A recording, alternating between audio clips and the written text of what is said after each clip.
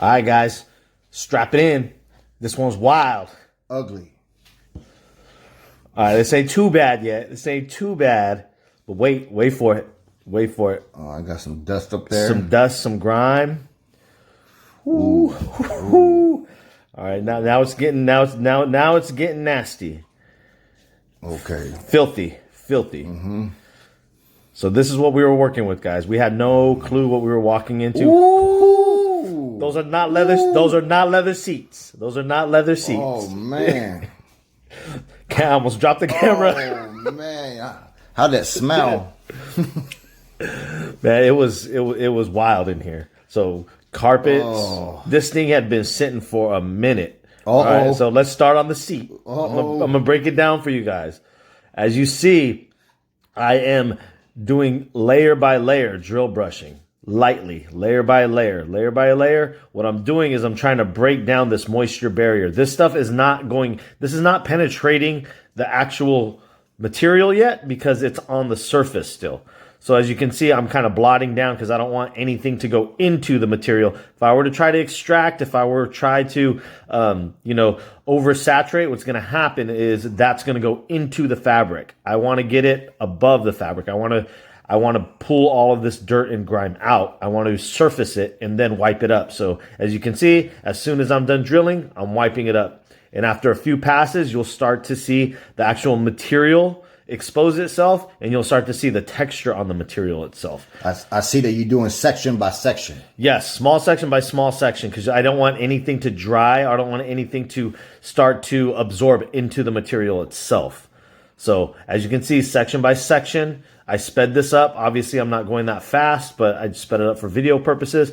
But you guys can see with no extraction, none of that. If I were to start extracting, that would soak, it would soften it up, all of that dirt and grime, and it would go back into the surface of the seat and the material. And that's why all of that stuff returns on you guys when you guys are extracting and you guys wonder, why does it keep coming back? Because you're pushing it into the material. Here, I'm simply treating the material.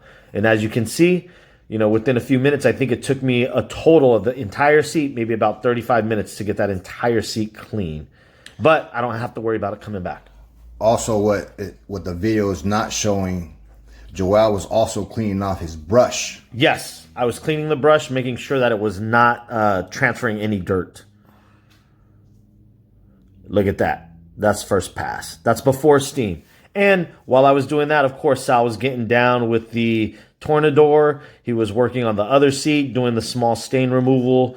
I dedicated most of my time to that seat, and then we finished it off with steam. But check it out. We had to use that advanced interior cleaner. Yeah, we had to use the heavy stuff on some of these. A lot of dwelling, and a lot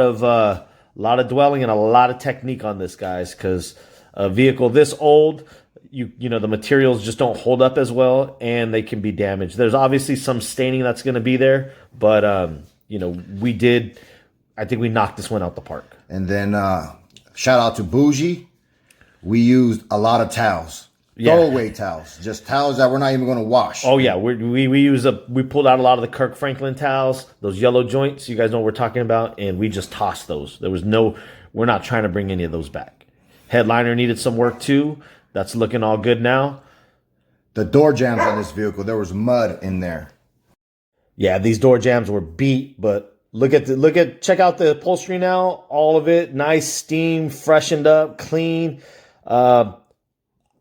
To say the least, the client was ecstatic. He was super excited. He didn't think that it was going to be able to be returned, but we assured him, hey man, you called the best. So he was referred to us from a longtime client who really values our service and our quality.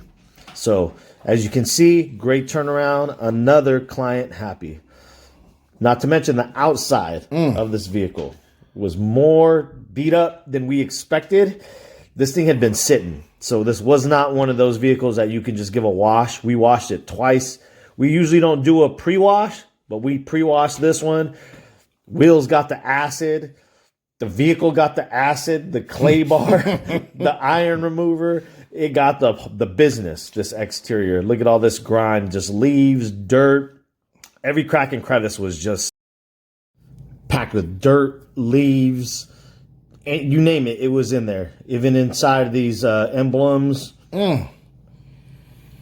wipers, that whole section right there just packed. You could tell this was just under trees.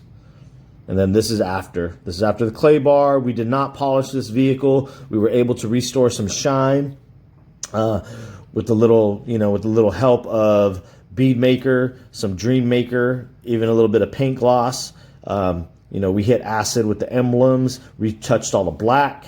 A couple wash mitts got thrown away too. Yeah, we threw some wash mitts away, water spot removal, headlights.